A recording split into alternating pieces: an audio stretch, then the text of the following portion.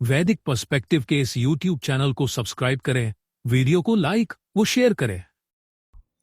ओम वधीहि हि दस्यु धनिनम धनेन एकः चरण उपकासेभिः इंद्र धनोरधि विषुणक्ते वि आयन अयज्वानः सनकाः प्रेतिमीयुः। वध ही करो दस्यु का धनी का धन द्वारा एक चर्या करते हुए उपासना द्वारा शक्तिशाली बनने वाले द्वारा हे इंद्रियों को वश में करने वाले धनुष पर हे विषुणक तुम्हारा विशिष्ट आगमन हो। यजन न करने वाले पर पदार्थों का सेवन करने वाले मृत्यु को प्राप्त हों। यह जो मंत्र लिया गया यह ऋग्वेद के प्रथम मंडल के 33वें सूक्त का यह चतुर्थ मंत्र है। जैसे यहाँ पर हर व्यक्ति अपने घर का जो प्रमुख होता है वह स्वयं भी एक न्यायाधीश होता है। यदि वह ईश्वर को मानने वाला हो, एक मानने वाला हो, वेद पर आचरण करने वाला हो, उपासना के द्वारा शक्तिमान बना हो, तो वह भी जो घर का प्रमुख जो व्यक्ति है वह स्वयं भी न्यायकारी होगा और बिना पक्षपात के वह सबसे न्याय करेगा। हर व्यक्ति की अपनी जो स्वयं की सृष्टि है, उसका जो परिवार है वह भी स्वयं एक न्यायाधीश है। फिर हम देखते हैं आगे कि समाज के अधिकारी होते हैं, राज्य के अधिकारी होते हैं, राष्ट्र के अधिकारी होते हैं। वे सभी यदि इस प्रकार के न्यायाधीश हो जाएं तो सही व्यवस्था स्थापित हो जाए। वेद की यदि सही व्यवस्था स्थापित हो जाए तो इस दुनिया में राम राज्य स्थापित हो जाए। ईश्वर की, ईशान परमात्मा की यही इच्छा है कि लोग अच्छे आचरण करें, सत्कर्म करें और जीवन जीते हुए सुख भोग करें। ईश्वर वही चाहता है। इस मंत्र में अगला फुटनोट हम देखते हैं,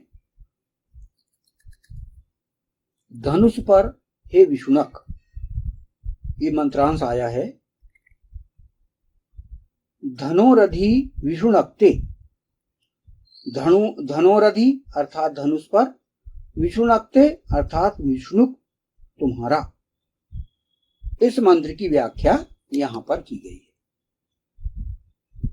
वेद एक वैदिक संस्कृत में ईश्वर के द्वारा बनाया गया है। वैदिक संस्कृत एक अलग होती है, लौकिक संस्कृत अलग होती है। वैदिक संस्कृत वह है जो कि ईशान की वाणी है और ईशान की वाणी संस्कृत में है और उसके आधार पर ईशान परमात्मा ने अपनी एक भाषा निर्मित करके हम जन सामान्य को दिए हैं, जिससे कि हम समझते हुए इस जीवन को हम सुखी में बनाएं।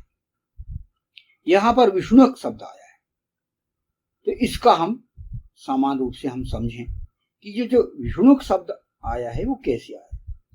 हम जैसे कि वेद मंत्रों को समझना चाहते हैं तो एक सरल भाषा में हम हर किसी को समझाना चाहते हैं। वेद कोई बहुत कठिन नहीं है, गूढ़ नहीं है कि लोग कहते हैं बहुत गूढ़ है और इसको हम नहीं समझ सकते। नहीं, ईश्वर ने यह जो वाणी है जन जन के लिए बनाई। जनेभ्यः कहा गया है, जनों के लिए। तो जनों के लिए तो उसे सरल भाषा में हमें समझना पड़ेगा और उसे जीवन में हमें लागू करना पड़ेगा। वेद कोई कठिन नहीं है।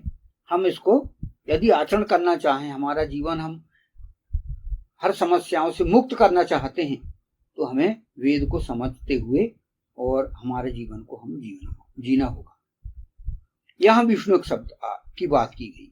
विषुणक आमतौर पर प्रयोग में न आने वाला शब्द है। कि आमतौर पर विषुणक शब्द बोलचाल में नहीं है कि भाई ये विषुणक शब्द जो है वो क्या चीज है, लोग ये पूछ सकते हैं। विषुणक आमतौर पर प्रयोग में ना आने वाला शब्द है, अतः मूल मंत्र से अनुवाद में ज्यों का त्यों रख दिया गया है। यानी ये जो मूल मंत्र में जो हिंदी का जो अनुवाद किया गया है वह यहाँ पर ज्यों की त्यों रख दिया गया है।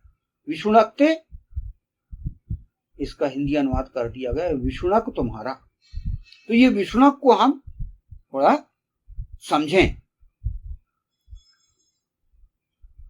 और ईशान की वाणी को समझते हुए और हम अपना जीवन सफल बनाएं। ऋषि दयानंद ने अपने भाष्य में विषुणक का अर्थ किया।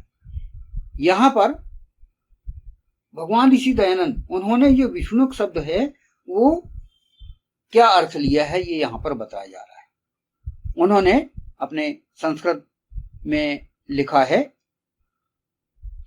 विवेशन्य धमेण ये ते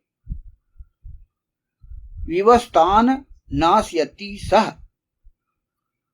इसका हिंदी अनुवाद है, अधर्म से दुख देने वालों के नाश करने वाले आप।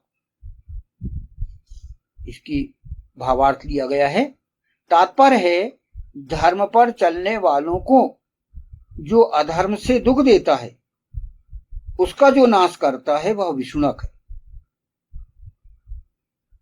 विषु वह है जो अधर्म से दुख देता है, ऐसे लोगों का विषु का जो नाश करता है वह विषुणक है। यहां पर एक शब्द आया है विषुणक, विषु। विषु क्या है? वैदिक संस्कृत में विषु को हिंदी अनुवाद किया गया है जो अधर्म से दुख देता है। विषु अर्थात वह व्यक्ति जो अधर्म से दुख देता है, और विषुणक ऐसे लोगों का जो नाश करता है वह विषुणक होता है। यानी जो धार्मिक व्यक्तियों को अधर्म के माध्यम से उन धार्मिक व्यक्तियों को दुख देता है, जो अत्याचार करता है, अनाचार करता है, ऐसा दुष्ट जो कि धार्मिक लोग हैं, उन धार्मिक लोगों को वह यानी जो वेद पर आचरण करने वाले हों, अच्छे आचरण करने वाले हों, सदाचरण करने वाले हों, उनको वह अधर्म से दुख देता है। क्योंकि जो दुष्ट है वह अधर्मी है, और वह जो अधर्मी उन धर्मात्मा लोगों को दुख देता है, उनको कष्ट पहुंचाता है, वह विषु कहलाता है। और इन लोगों को जो नाश करता है वह विषुणक कहलाता है। ये यहां पर अर्थ बताया गया है। तो शायद समझ में आया होगा कि विषुणक क्या होता है। यहां इंद्रियों को वश में करने वाले इंद्र को विषुणक बनने का आदेश दिया गया है। क्योंकि हम यहां देखते हैं कि इस मंत्र का मुख्य विषय क्या है? इंद्र। इंद्र अर्थात इंद्रियों को वश में करने वाला। ऐसा व्यक्ति जो वेद पर आचरण करने वाला हो, जो धर्माचरण करने वाला हो, सदाचरण करने वाला हो, उसको विषुणक बनने का आदेश दिया गया कि वह विषुणक बने। अर्थात जो अधर्म से दुख देने वालों को मारे, उनके अंदर विशेषता अपने अंदर उत्पन्न करना है। नहीं, दुष्टों को विनाश करने वाला वह विषुणक कहलाएगा। तो उसे जो इंद्र है, इंद्रियों को वश में करने वाला है, उसे विषुणक बनने को कहा गया है। अर्थात सही शब्दों में हमने कि दुष्टों को विनाश करने वाला वह विषुणक कहलाएगा। दुष्ट यानी अधर्मी, और अधर्मी क्या होता? धर्मात्मा लोगों को कष्ट पहुंचाता, दुख पहुंचाता।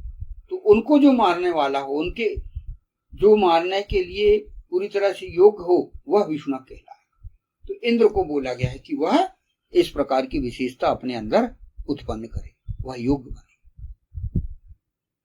वेद धर्माचरण करने वाले व्यक्तियों को, किसी भी प्रकार का दुख देने वालों को कहीं भी माफ नहीं करता। ऐसे लोगों को दंडित करना आवश्यक है।